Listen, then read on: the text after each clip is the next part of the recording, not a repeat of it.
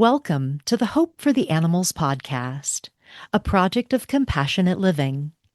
I'm your host, Hope Bohanec, and today we are going to talk about the fascinating, the amazing, the beautiful bee.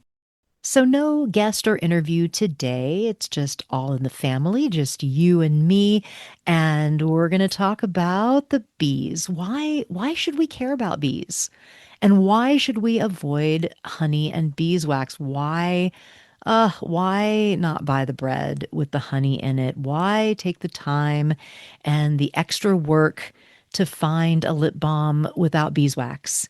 As vegans, we want to eliminate as much harm, as much suffering, violence, exploitation, and killing as possible, right? And when animals are farmed for profit, there is always compromise of their well being, and bees are no different. Ethical veganism is about getting justice over the species barrier to include non human animals. And in this case, it's our concern for insects. So there is a new documentary on Netflix. It's called Secrets of the Bees, made by National Geographic. And I love nature documentaries, and this one was really wonderfully done. It shows bees from all over the world, from Japan and the Amazon, and there are 20,000 species of bees on the planet. Can you believe that? It's so amazing to ponder. And they all have very different, kind of fascinating behaviors that they've adapted for survival. Some are endearing, some are pretty brutal. And I'm going to talk more about that show in a minute, but bees are really extraordinary beings. They live complex lives, they communicate with each other, they cooperate as a community and work collectively to sustain their entire colony. And you might be aware of this, that they pollinate a third of the food on the planet. So every third bite of food that you eat was pollinated by bees. And something that you probably don't know is that each bee visits up to 5,000 flowers a day. Think about that. That's just a lot of work. That's incredible. So bees pollinate our food crops by going from flower to flower. They collect pollen on their bodies. They have hairs all over their bodies. They're the only insect with hairs all over their bodies. And they collect the pollen on their legs and stomach. And then they use their long tube-shaped tongues to suck nectar into a second stomach. It's an organ that is just for that purpose. And then when they come back to the hive, they share that nectar with their sister bees, going from one stomach to another, like the tongue going into the mouth and stomach of another bee. And they repeat that several times, kind of regurgitating into each other's mouths, mixing the mixture with the enzymes of the community's stomachs until finally it is basically vomited into a hexagonal shaped comb. And then it's almost honey, not quite yet. Then they fan with their wings. They beat their wings really fast for hours and hours to evaporate the water. And then finally, it's that thick honey. They seal it with wax, and it can be preserved like that in those little cells for years. It is a very female-dominated society. It's a matriarchal, I guess, society, you could say. Mostly all the bees you see are female. Females do all the work. They do everything. They raise the children. They feed everyone. They do it all. And the wax combs are really amazing. Bees are the only animals to use wax as a building material. The rows and rows of these hexagonal shapes, the six-sided shells they create, is just an engineering marvel. It's super strong, space-saving, maximizes efficiency, right? Using the least amount of wax for the spaces. And they use those little cells for nurseries for the baby bumblebees, and then also to store the honey. And honey is a survival food. Bees make honey in the spring and summer to survive the winter. They store it for times of scarcity and harsh conditions. It is not for human consumption. And this is amazing. It takes 2 million flowers to make just 1 pound of honey. And a typical hive needs 40 pounds of honey to survive the winter. So think about that. Think about how much work that must be. 2 million flowers for that 1 pound of honey, and they need 40 pounds every year. That's so much work for these tiny beings. And then humans are stealing that bee's life sustaining food. And in commercial honey production, keepers often replace honey with sugar water or corn syrup. These are cheap substitutes that just weaken the bees' immunities, their immune system. They can make them sick and shorten their lives. So, getting back to this Netflix show, The Secrets of the Bees, they showed laboratories where they're studying bees. Now, okay, I'm going to I'm going to take a little detour and give a disclaimer about scientific experimentation on animals. I certainly do not agree with keeping animals confined in laboratories and testing on them in any way, even if they say it's just behavioral and it's just, not harmful, whatever. No, I certainly don't agree with or support that. However, since these things are being done, since these experiments are being performed, I do condone, and I do myself, use this information. We need to learn about these animals, know them, and hopefully gain sympathy and empathy for these animals so that we won't confine them in laboratories, right? So, just a little disclaimer. So, they showed on this program that all the usual signs of intelligence that these experiments will show in mammals and avians and reptiles and fish, bees show the same signs of intelligence. So solving puzzles, future thinking, play. So in animal behavior studies, playing is seen as a sign of intelligence. And they observe the bees playing with these big balls. Well, big for them. They're like ping pong sized balls. And they kind of would ride the ball and like roll around the ball for no apparent reason other than fun. So they play. Also in the show, they had this interesting part. So we're back at a honeybee hive, and it had this moment where a bee had died and the bee was being dragged out by another bee. I mean, I'm sure they have to remove dead bodies so they're not just, decomposing in there, but it also felt kind of like burial behavior, pulling this bee out of the hive. But it was really interesting because there was another bee. One bee is kind of dragging the dead bee out, and another bee was kind of hanging on to her wing, like pulling on the dead bee's wing so that she didn't get dragged out, like she was a friend, or she didn't want, like she was sad to see her go. I wasn't expecting that, in bee behavior. So harvesting honey, let's talk about how honey is harvested.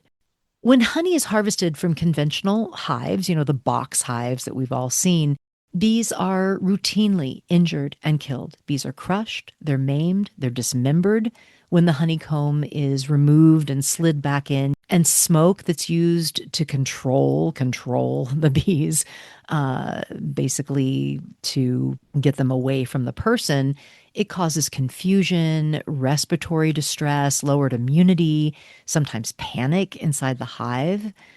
So smoking is not, I mean, everybody thinks that that's so benign, but it's really not. And the queen bees are incredibly important to the hive. She lays all the eggs. The colony just can't survive without her. And in commercial honey operations, queens are actually forcibly inseminated. Male bees are killed to extract semen, which is then forcibly inseminated into the queens. I mean, just really an extreme violation of bodily autonomy. Bees are manipulated to prevent escape.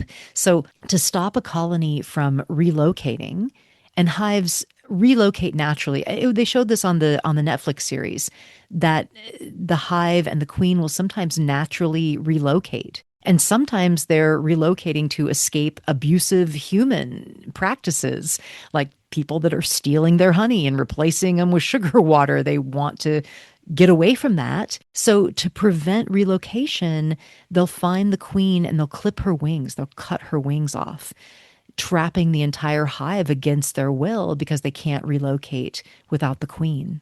And the trucking of bees, the pollination. So, the largest migration of any animal on Earth, the largest number of animals that move from one place to another is human caused. Our transportation of honeybees from all parts of the US to the California Central Valley to pollinate the crops there, particularly almonds, 30 billion, with a B, billion bees are trucked to California every year in the spring. So many die in this really, really difficult process. They freeze to death. They get caught in the nets that are thrown over. They throw the nets over the hives that are on the back of the trucks. Bees are treated like cargo. Hives are trucked across thousands of miles, are exposed to fumes and weather and stress. When the hives are moved, like when they're placed on the truck and driven away, well, there's foraging bees that are out collecting pollen. There are bees that are out doing their work for miles and miles and hours, and they return home and their home is gone. I mean, could you imagine like being out for work for the day and then you come home and your house is just gone and your family has disappeared and you have no idea where they've gone? It's so awful. And those bees die. They die from exposure, starvation, isolation. They can't live alone. They can't live without the hive. It's so sad. And it was kind of interesting. The show did put the transportation, this mass transportation, in a bad light. They focused on this one guy who had like hundreds of hives, maybe, hundreds of thousands of bees. And he would truck them down from Oregon to California. And the story followed him and how it works. And he was showing how many bees die in the transit, and he was really distraught about it. And in the end of that little segment, he decided to plant acres and acres of wildflowers on his property in Oregon so that he could keep the bees on his property and not do the transport anymore. And I assume it was for a honey business. It was kind of unclear as to, or if he was just, I don't know, bee sanctuary, maybe. But he did stop the transporting for what appeared to be ethical reasons. So that was really interesting. So I want to talk about wild bees for a moment because they are deeply affected by the farming of honeybees. Wild bees are in decline from habitat loss, pesticides, and the farming of honeybees. It's often thought that beekeeping or introducing more beehives, getting a hobby hive in your backyard, is saving bees. But it just introduces more unnatural competition for the wild bees. So, bee farming is another factor in the declining wild bee populations. And we need all species of bees for a healthy, thriving ecosystem. Backyard beekeeping, small scale honey making, the honey at the farmer's market, it doesn't help bees. Farmed honeybees compete with the wild pollinators for food. They spread diseases. They push native species towards extinction, accelerating population collapse. There's this phenomenon called colony collapse disorder that's wiped out billions of bees. And it's from a combination of stressors, pesticides, diseases from humans exploiting bees. It's absolutely connected to farming honeybees and our manipulation of them. And taking beeswax is just as harmful. It's all the same. The same issues arise from stealing beeswax from the hives. Vegans avoid honey and beeswax because we want to reduce harm, both for individual bees and for the collective health of the bees in general, in connection with the environment. Honey production violates the bees' consent and autonomy. Bees did not offer their labor, their food, their bodies for exploitation. Honey's completely unnecessary. Humans do not need honey to thrive. I haven't used honey for over 37 years. There are countless plant-based sweeteners available. Avoiding honey is an act of protection, right? It protects the bees, allowing bees to live freely, feed their families, and fulfill their natural role in the ecosystem without our interference. So I hope this helps to understand why we take that added step of avoiding honey and beeswax. So when you have to pass up that product because it has honey in it, or you have to take the extra time to find that lip balm without beeswax and plastic, the ultimate prize in the lip balm quest. Know that we do these things for a reason, right? It's not just arbitrary. It's not just because it's an animal product and that's the line in the sand. No, it's deeper than that. It is the power that we have to boycott a harmful industry and support a nonviolent alternative. It's a compassionate act of protection and kindness. Our nonprofit, Compassionate Living, has a new card that is all about why vegans avoid honey and beeswax. It's just a two-sided card that you can give to people, that you can leave places, that has all the information that I just talked about, all condensed down into talking points.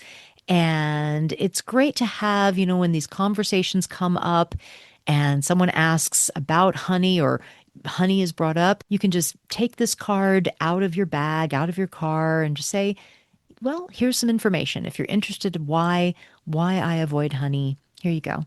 I also have one on wool, the wool industry, as well as silk and silkworms. So these three new cards are available through Compassionate Living. If you get in touch with me, I can mail you some free of charge. And if you'd like to make a donation to Compassionate Living, your donation offsets all this wonderful work. It helps us to continue our educational outreach, like information on this podcast, as well as our physical outreach materials, like these new cards that are just so important to have to guide these compassionate conversations. Thank you for listening to the Hope for the Animals podcast, a project of Compassionate Living. And share this episode with anyone you think might be interested in learning more about bees, their fascinating lives, their beautiful connection to this natural world, and why, as vegans, we avoid honey and beeswax to protect them. Thank you for caring, and live vegan.